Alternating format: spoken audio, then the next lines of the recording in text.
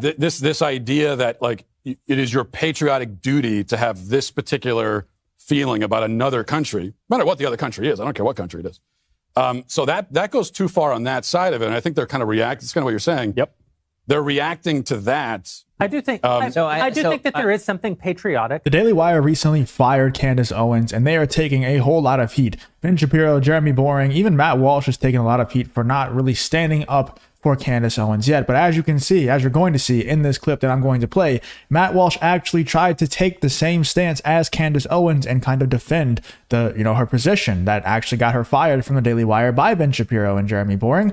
He actually took the same position and got shut down by Ben Shapiro and the CEO of the Daily Wire, Jeremy Boring, here in this clip. So let's check out this clip here of Matt Walsh trying to take the same stance as Candace Owens and then getting kind of put in his place by Ben Shapiro. Let's check this out here. And, as this account here, Candace Owens, shout out to them, flashback, Daily Wire contributor Matt Walsh suggests that Americans should not have a patriotic duty to support Israel. Ben Shapiro and CEO Jeremy Boring quickly interrupt him and shut down the conversation. Sounds familiar. Will Matt Walsh speak up and defend Candace Owens? Let's check this out and see. But at the same time, I think one thing, the people that you're talking about, one thing that annoys them is when they see, I don't remember who tweeted, someone tweeted something like, if you're an American patriot, it means you're pro-Israel or something like that. Yeah. This idea that like it is your patriotic duty to have this particular feeling about another country, no matter what the other country is. I don't care what country it is. So that goes too far on that side of it. And I think they're kind of reacting. It's kind of what you're saying. Yep. They're reacting to that. I do think that there is something patriotic about supporting our allies, because we form alliances because it's in our national interest to form alliances. And having formed those alliances, and if we're all operating in a kind of good faith where those alliances are concerned, then there is a kind of patriotism. Yeah, but you don't have a. You don't have a. It's so funny how these people, Ben Shapiro and Jeremy Boring and the rest of the Daily Wire, they always talk about how they're America first, and then when it comes to the Israel situation, they're no longer America first. Matt Walsh just brings up the question of, is it actually patriotic to be forced to support other countries outside of America? Is that patriotic? And of course, Jeremy Boring and Ben Shapiro shut him down because they don't like people questioning that country. Any other one you can question, but that country in particular, you don't question that one. You can even question America, but that question or that country, you better not question. You better stay away from that one. You don't have a patriotic. You do not have a patriotic duty to support any country that is not your own. Well, so I will say that I think that what that statement is missing is the phrase at the end, right now. Okay, so I don't think that you have a patriotic duty to eternally support any other country because circumstances change. The country, how many times have we seen alliances change and people end up on the other side of those alliances? But the idea that in a conflict between a democratic ally and an actual terror group, that it doesn't connect to any sort of, we're not talking about nationalism now, which is just attachment to country. We're talking about patriotism, which goes to underlying principle, that you have no duty at all to support a fellow democracy that is an ally in its own battle for survival. That seems to me to raise some patriotism. What do you mean support? Because what it seems like to me, and this isn't just going for Israel, this goes for like a lot of, if not all, foreign aid right now.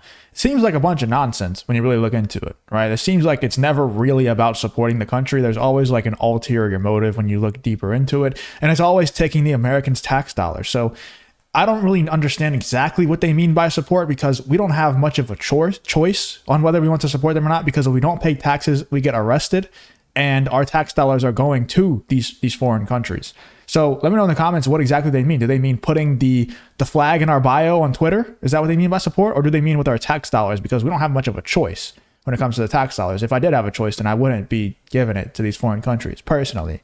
But I don't know. Do you agree with Ben Shapiro that we do have a duty to support these countries whenever they're in times like they're in right now? Or do you agree with me that I'm America first, and if it's not going to directly benefit America, or in this case directly the opposite of benefiting, directly hurting America, then I'm against it, unless it's going to actually directly improve America, then I'm against it because I'm America first truly, and these people aren't. Ben Shapiro is not. Principles in the same way that raise patriotism principles to say that if Hitler were about to overrun Britain, people who are saying, well, you know what, it doesn't implicate the United States at all or patriotism at all to watch Hitler overrun Britain. And it seems like it kind of implicates patriotism to watch Hitler. Now, what I like about this whole situation is it's bringing to light a lot of things that I've been saying about the Daily Wire. And we're really going to see if Matt Walsh is a real one. I think Matt Walsh is a real one. You know, I think Matt Walsh, he's truly America first, and he has actual morals that he stands by. And Candace Owens obviously does too. And I don't agree with everything that Matt Walsh or Candace Owens has ever said. And I definitely don't agree with everything that Ben Shapiro has ever said. The difference is I think Matt Walsh and Candace Owens actually have morals and values that they're standing by. And Ben Shapiro just cares about his own emotions and how he feels, and cares about Israel more than he does about the United States. And it's being exposed now. You know, I've been saying these things for a while, and now Ben Shapiro and the rest of the Daily Wire are exposing themselves. But we've been seeing clips like this for a while. That's kind of disturbing. As you can see, this tweet here from Evan Kilgore, it says, Ben Shapiro, Jesus was a Jew who tried to lead a revolt against the Romans and got killed for his troubles. He then goes on to say he doesn't believe Jesus was resurrected, and that the hat people aren't into miracle stories. I don't believe in Jesus. And when I say the hat people, I don't mean to be disrespectful. You just have to not say that word too often, you know, or else. So I'm just trying to dance around that word. But let's check out this clip here from Ben Shapiro on Joe Rogan's podcast that definitely raises some alarms for me. You know, from a Jewish point of view, where we don't believe in the divinity of Christ, I think that there you can make an argument that the Gospels, which were written, he was just a prophet, and significant. No, we don't even believe he was a prophet. What do you think he was? What do you guys think? What do I think he was historically? I think he was a Jew who tried to lead a revolt against the Romans and got killed for his trouble, just like a lot of other Jews at that time who were crucified for trying to lead revolts against the Roman and got killed for their trouble. So he became legend in story, and it became a bigger and bigger deal as time went on. Yeah, he had a group of followers, and then that gradually grew, and then do you think he was resurrected? No, that's not a Jewish belief. Okay, I just want to check. Yeah, no, we're not into we're not into miracle stories. No, that's no? No. You don't have any miracles? No, not by Jesus. Right? No? They're ones in the Old Testament. Ones? Like, I can't join a church, I assume. I don't believe the things that people in the church believe. You probably could if you donate. You got to give the right amount of money. Well, I don't believe in the Jesus, so there's that Jesus? part. Yeah. That's not my thing, right? I mean, so that's He says that Jesus, and I'm not trying to get into a religious debate at all, but he says that Jesus was just one of a many bunch of people who led a revolt against the Romans or whatever. Why did they not all get books written about them and have a bunch of eyewitness testimonies to the miracles that he's speaking of? Anyway, that's just something that I've seen from Ben Shapiro for a while that I think a lot of people are waking up to. And we'll see if people like Matt Walsh actually stand up to people like Ben Shapiro after seeing his true colors. And then we have stuff like this happening with Jeremy Boring, responding to this Andrew Tate tweet right here that says, Andrew Tate says, as a Muslim, it warms my heart to see the resurgence of spirited Christian declarations. Christ is king. And I pray Christianity regains its strength and protects its societies against the pervasive and constant erosion of morality by the devotees of Satan. If you accept everything, you stand for nothing. And I think that's a pretty cool statement, especially coming from someone who is not a Christian. He's actually a Muslim. But his brother is a Christian, so he has some close ties to it. And then Jeremy Boring, the CEO of the Daily Wire, responds to this tweet, quote tweets this tweet and says, if you take your cues about morality from a man who uses sex to manipulate women into doing that word that I'm not going to say for profit, and then sells his course teaching others to do the same, all while lying about his wealth and boasting about his conquests, you deserve the contempt he holds you in for being as foolish as he counts on you being. Like, man. And then Zuby just hits the nail on the head. Of all the Tate posts to criticize, this is an odd choice. People are waking up, man. And I love to see that people are waking up. And then Candace Owens, shout out to him.